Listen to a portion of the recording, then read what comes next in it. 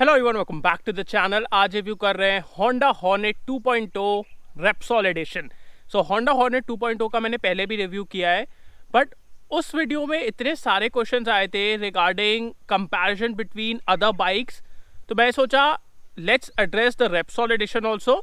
And जितने questions आए थे comparing Hornet 2.0 to Apache 204V, NS 200, KTM Duke 125, so इन सबसे आज कंपैरिजन करेंगे। we'll see what makes the Hornet 2.0 a special motorcycle and in comparison should you buy it or not.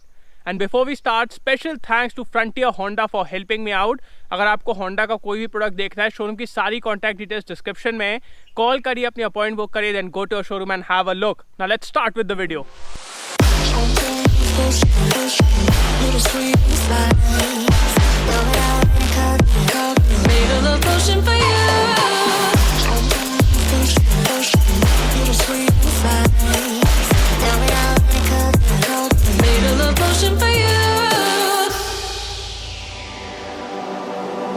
So let's start with the walk around. सबसे पहले price के बारे में बात कर लेते हैं। So Repsol edition is around 2000 rupees more expensive than normal Hornet 2.0. So normal Hornet 2.0 का प्राइस है 1,28,800 rupees and Repsol edition का प्राइस है 1,30,800 rupees. So for 2000 rupees more आपको क्या मिलेगा? आपको न्यू पेंट स्कीम मिलेगी। ओके उसके अलावा और कुछ नहीं मिलेगा। पावर में कोई डिफरेंस नहीं है, डायमेंशंस में कोई डिफरेंस नहीं है, फीचर्स में कोई डिफरेंस नहीं है। All you are getting for 2000 rupees is a different paint scheme which is inspired from the Honda's MotoGP wing, the Repsol edition. So that is what you are seeing here, and for 2000 rupees this is the paint scheme that you will get. According to me it looks really good, and because of this paint scheme इस bike को एक fresh appeal मिल रही है and एक different persona मिल रहा है। Like आपको ऐसी पेंट स्कीम और कहीं देखने नहीं मिलती है। So we have red, we have white, we have orange, so that is unique and unique will cost you a bit more. सामने से स्टार्ट करते हैं। सो आपको फुल LED हेडलाइट्स मिल रही हैं। Everything on this motorcycle is LED, आपको कहीं भी बल्ब नहीं मिलेंगे।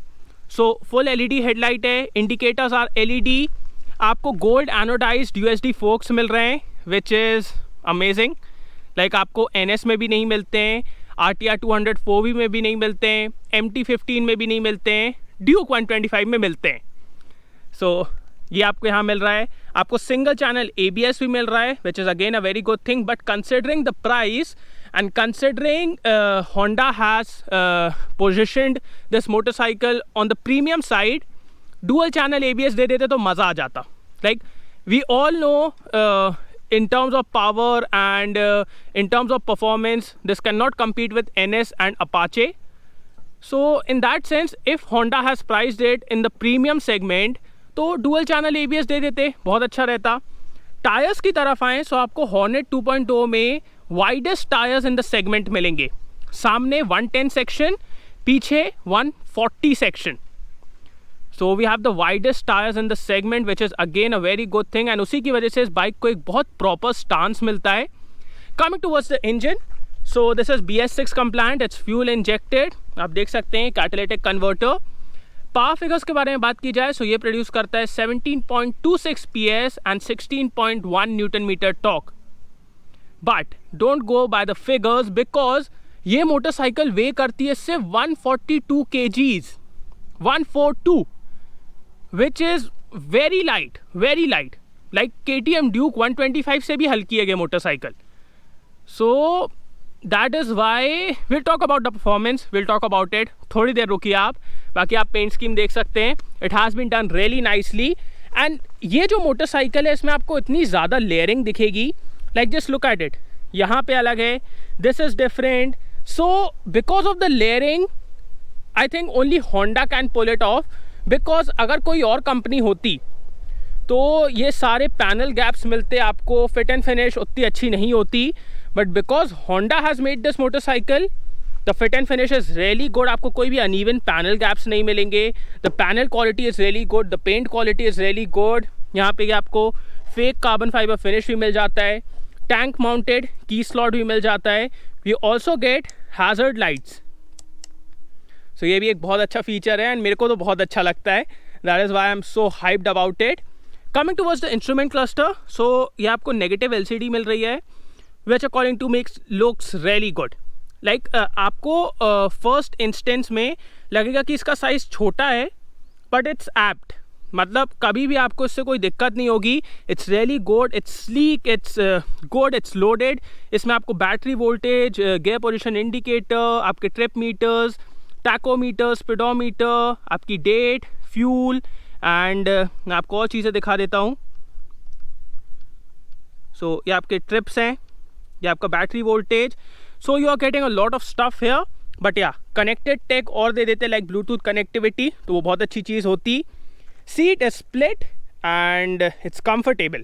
Like the area is big, so for you and the pillion it will be really comfortable. Like मैं बैठा के भी देख चुका हूँ, comfort के मामले में कोई दिक्कत नहीं आती है. Coming towards the rear, so again we have the LED setup. Nothing on this motorcycle is bulb. So आपको ये X shaped LED tail light मिल रही है. We have the LED turn signals. 140 section का rear tire है. So let me show it to you also. So where's the tire profile? ये छुप गया है थोड़ा सा. सो ये 140 सेक्शन यहाँ लिखा है. So it's a wide tyre and उसी की वजह से कभी कभी जैसे आप from certain angles if you look at this motorcycle, आपको ऐसा लगेगा it's not a motorcycle from this segment, it's from a segment above like 300 cc या फिर ऐसे कोई सेगमेंट की मोटरसाइकिल है.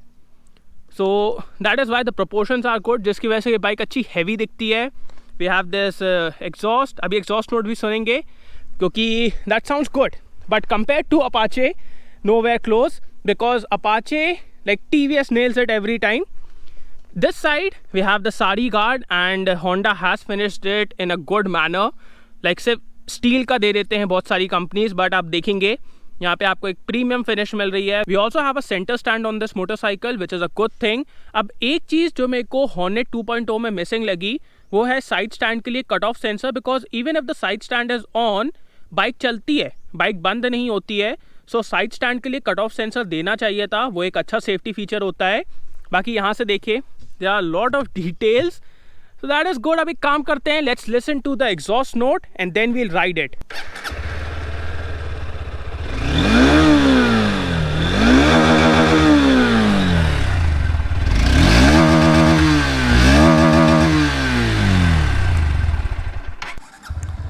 So let's go.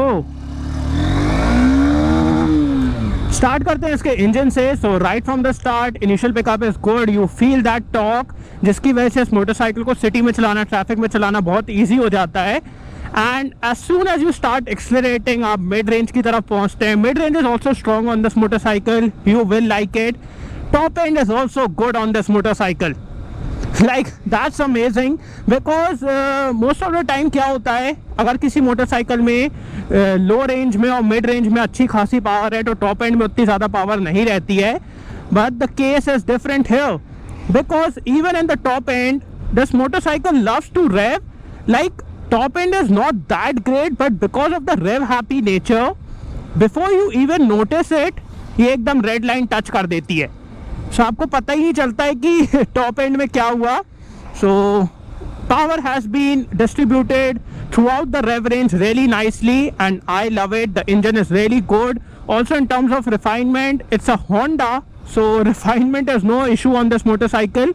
या एकदम टॉप एंड में थोड़ा सा बजीनेस है, but not a big issue. Like most of you won't even recognise it. So engine is refined, it's smooth, the power is good. And in terms of city riding, highway riding, you can easily cruise on this motorcycle. आपको मैं एक बार vibration test भी करके दिखा देता हूँ. So just look at the mirrors. I saw nothing. I literally saw nothing. अब बात करते हैं gearbox के बारे में. So first of all, the clutch is really light. So that makes shifting gears really easy. Traffic में control करना clutch को बहुत easy हो जाता है. And the gearbox is good, man. It's slick. It's really good. It has this positive click, and every time you shift, you get this positive click, you get this satisfaction, which is amazing. And gearbox से आपको कभी भी कोई दिक्कत नहीं होने वाली है. It's a 5-speed gearbox compared to Yamaha MT-15. वहाँ पे आपको 6-speed gearbox मिलता है, वहाँ पे आपको slipper clutch भी मिलता है. So यहाँ पे मतलब उतने फीचर्स नहीं मिल रहे हैं, but this is also around 10 to 12,000 rupees less expensive than Yamaha MT-15. So that is the thing, and gearbox is really good. You will love shifting on this motorcycle. अब बात करते हैं इस मोटरसाइकिल के suspension के बारे में. सो suspension की जो एकदम इनिशियल डैम्पिंग है ना, एकदम इनिशियल, बहुत आगे की बात नहीं कर रहा हूँ, एकदम इनिशियल जो है that has been damped in a softer way.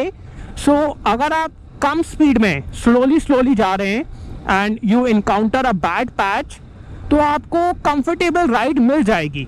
But अगर आप थोड़ा भी तेज़ी से जाएंगे ना, you won't get that comfort because the suspension after that small initial part it's on the stiffer side, जिसकी वजह से आपको comfort तो उतना अच्छा नहीं मिलेगा, but you get amazing stability is really good on this motorcycle. And also when you want to do this, like when you want to lean in a corner, you will get really good composure. The balance is really good of this motorcycle. You feel that stiffness from the chassis, which is good. And one more thing, the feedback is also good, so you always know what's going down there. And the suspension is good in terms of excitement. In terms of comfort, not so much. Like comfort ज़्यादा नहीं मिलेगा यहाँ पे आपको. अब बात करते हैं ब्रेक्स के बारे में. सो आपको आगे और पीछे डिस्क ब्रेक मिल जाता है. We have single channel ABS. Talking about the rear brake, rear is good, the bite is good, it's progressive, the stopping power is really good, rear is a good brake. अब बात करते हैं front brake के बारे में.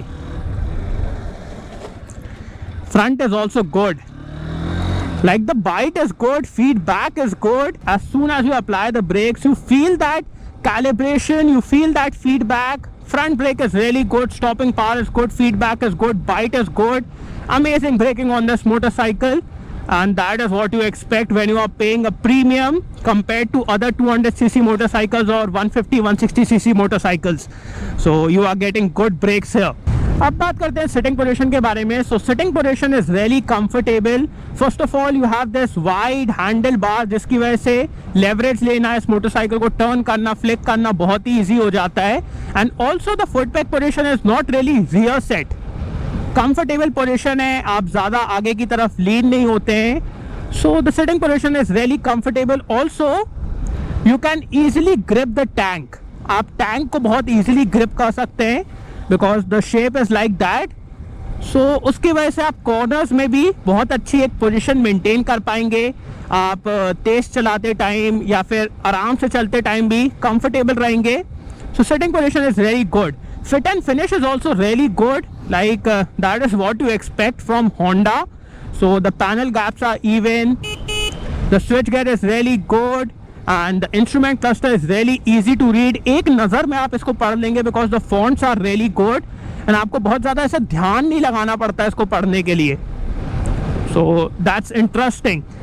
Also in terms of pillion comfort भी इसमें बहुत अच्छा है because the seat is big.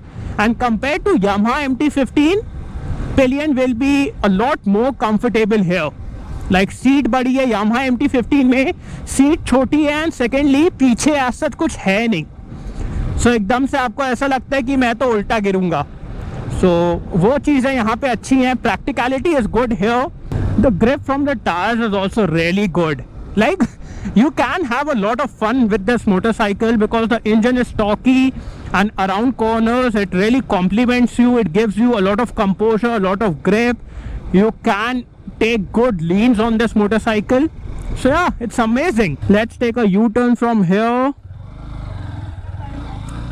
Because of the lightweight nature, 142 kg, that's it. 142 kg है इस मोटरसाइकिल का वेट. उसकी वजह से इस मोटरसाइकिल को टर्न करना, मनूवर करना, यू टर्न लेना इतना ईजी हो जाता है. लाइक यू टर्न लेते टाइम आपको नीचे पैर भी रखने की ज़रूरत नहीं है. That is how manageable this motorcycle is, and that makes it very practical for city riding. अब बात करते हैं माइलेज के बारे में. So you can easily get around 45 kilometres per litre from this motorcycle, and even if you ride very aggressively आपको around 40 तो मिल ही जाएगा upon aggressive riding also. So you can easily expect around 40 to 45 kilometers per liter from this motorcycle, and that is a good figure. अब एक काम करते हैं, let's give it some throttle.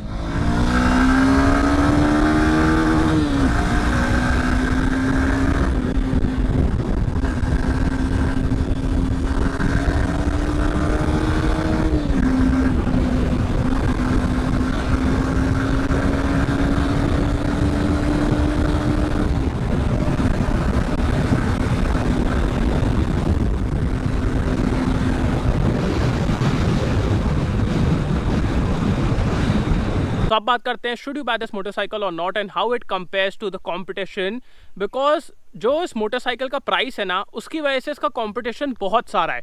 आपको 200 सीसी से भी कंपटीशन देखने को मिलेगा, प्रीमियम 150 160 सीसी सेगमेंट से भी कंपटीशन देखने को मिलेगा।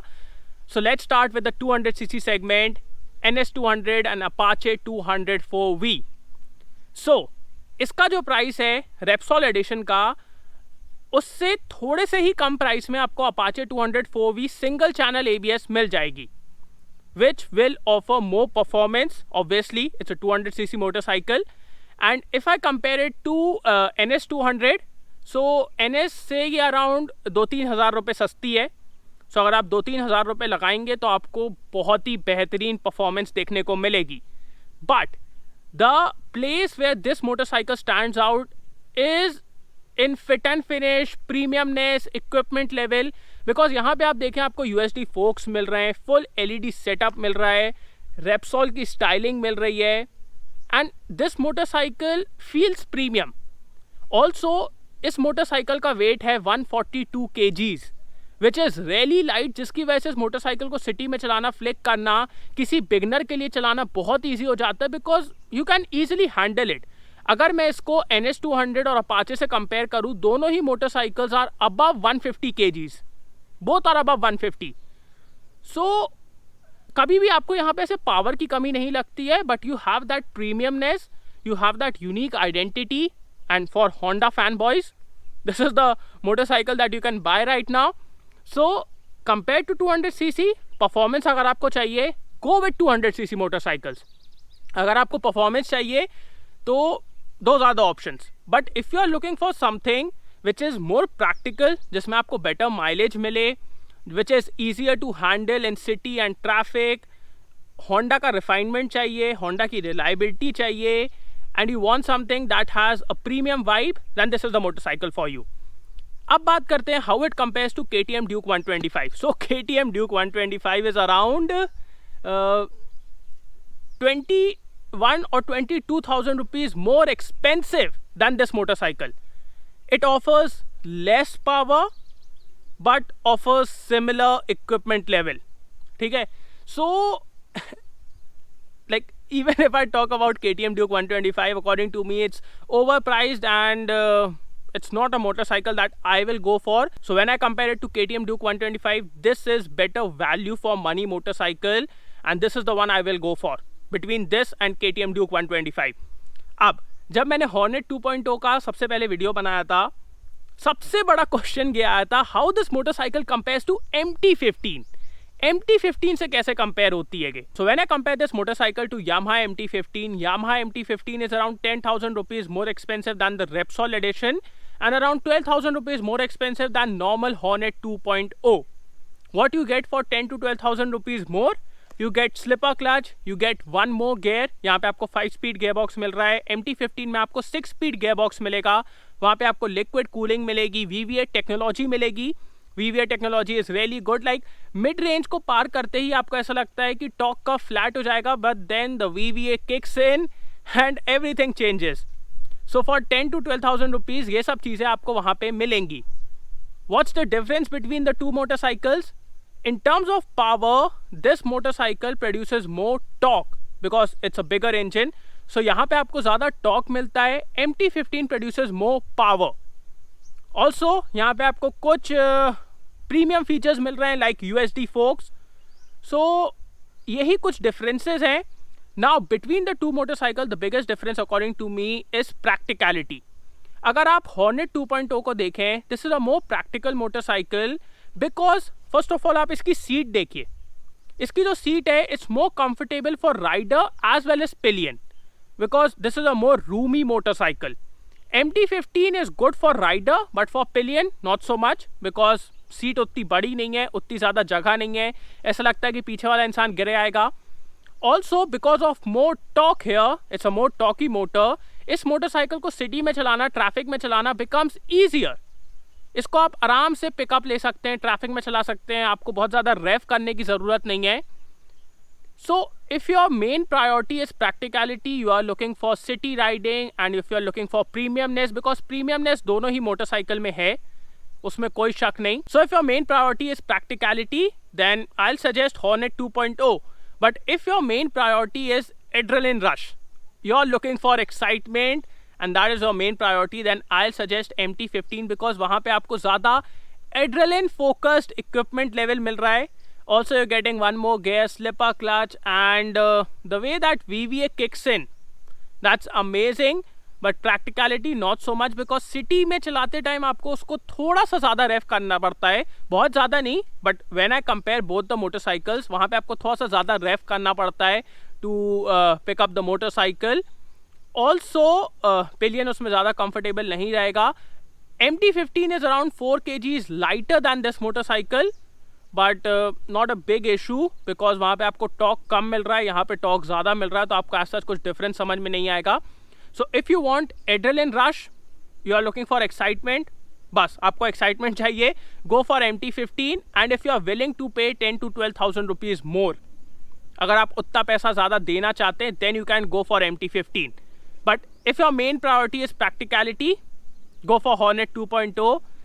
Both the motorcycles are really good, कोई शक नहीं है, both are really good. So that is the main difference. बाकी आप किसी भी मोटरसाइकिल के साथ जाएं, it should make you happy.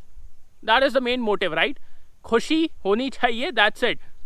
Just seeing a review and deciding is not good. I won't recommend it. अपने दिल की बात सुनो. देखो, at the end of the day, a motorcycle that is parked in front of your house should make you happy. It should not be like यार मेरे दोस्त ने वाली मोटरसाइकिल ले ली, मेरे को भी ले लेना था, और आपका दिल वहीं लगा हुआ है.